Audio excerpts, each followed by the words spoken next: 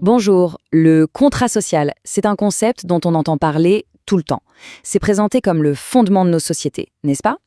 Mais et si tout ça n'était en fait qu'une fiction? C'est la question, disons-le, assez provocatrice que pose notre source aujourd'hui, et on va décortiquer ça ensemble. Alors, qu'est-ce que le contrat social au juste? Oublions un instant les définitions qu'on a apprises à l'école. Notre source, elle, y va franco. C'est une licorne astrologique. Bon, ça donne le ton tout de suite. On est là pour examiner un argument qui cherche à déconstruire un mythe avec une bonne dose d'ironie. Voici comment on va procéder pour examiner cet argument. D'abord, on va se demander pourquoi ce serait un contrat que personne n'a jamais signé. Ensuite, on regardera de plus près ses prétendues clauses. On utilisera une analogie assez parlante, celle de l'épicier, pour tester la logique du raisonnement. Puis, on abordera les objections classiques avant d'arriver au verdict final de la source.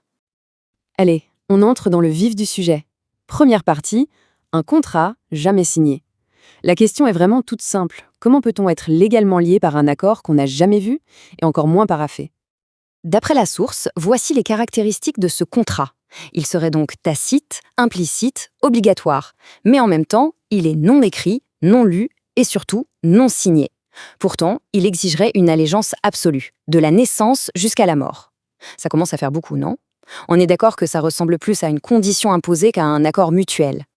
Bon, mettons que ce soit un contrat. Quelles seraient les clauses? Regardons ce que cet accord entre l'individu et l'entité qu'on appelle l'État est censé contenir. La source résume ça en 3 points. Premièrement, l'État fournit des services en monopole, et c'est lui, et lui seul, qui décide de tout. La qualité, la quantité, le prix. Deuxièmement, on est obligé d'accepter cet arrangement, à vie. Et troisièmement, la clause qui change tout, si on refuse de jouer le jeu, on est considéré comme un criminel et on finit en prison.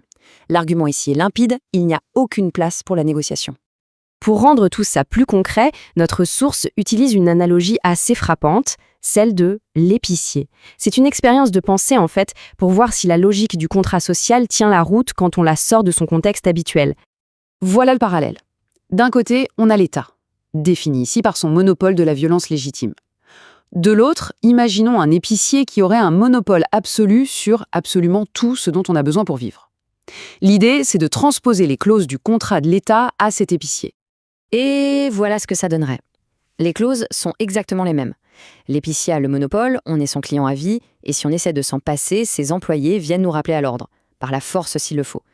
En remplaçant simplement État par épicier, la source veut vraiment mettre en évidence le caractère coercitif de l'arrangement. Et ça nous amène à la conclusion de l'analogie, directement tirée de la source, et je cite, « Même muni d'un très petit slip, aucun singe ne signerait un tel contrat ». La formule est volontairement imagée, mais elle résume parfaitement le cœur de l'argument. Un tel contrat est présenté comme étant fondamentalement absurde. Évidemment, cette critique radicale a des réponses. Il y a des justifications bien connues au contrat social. Alors maintenant, on va s'attaquer à ces objections courantes, toujours du point de vue de notre source.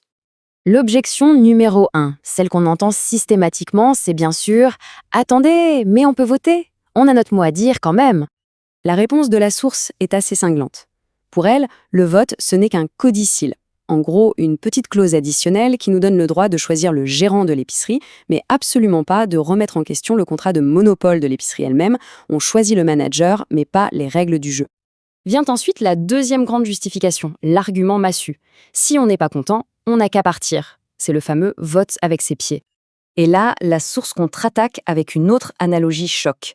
Dire que le contrat est légitime parce qu'on peut partir, ce serait comme dire qu'un cambriolage est éthique parce que la victime est libre de déménager. On voit bien la logique ici. La possibilité de fuir une agression ne la rend pas morale pour autant. Et la source va même plus loin, en liant les deux objections avec cette question. Est-ce que le fait d'élire le cambrioleur pour qu'il vienne nous cambrioler rendrait son acte éthique? La question est évidemment rhétorique et elle vise à remettre en question la nature même de notre consentement. On arrive donc au terme de la démonstration, au verdict de la source sur la question de la validité de ce contrat. L'argument final est d'ordre juridique. La source affirme que si on présentait ce contrat devant n'importe quel tribunal, il serait immédiatement invalidé. Pourquoi? Parce qu'aucun système de droit civil ne reconnaît un accord qui est à la fois implicite, obligatoire, modifiable par une seule des parties et surtout imposé par la force. Le verdict de la source est donc sans appel. C'est une conclusion logique qui découle de tout ce qu'on vient de voir. Le contrat social est nul et non avenu. Pour l'auteur, ce n'est pas une opinion, c'est une quasi-certitude juridique. Évidemment, cette analyse radicale nous laisse avec une question immense. Si on accepte l'idée que le contrat social est une fiction, alors qu'est-ce qui nous lie vraiment? Qu'est-ce qui fait qu'une société tient debout? C'est une question vertigineuse, et c'est sur cette interrogation que se termine cette analyse. Merci de l'avoir suivie.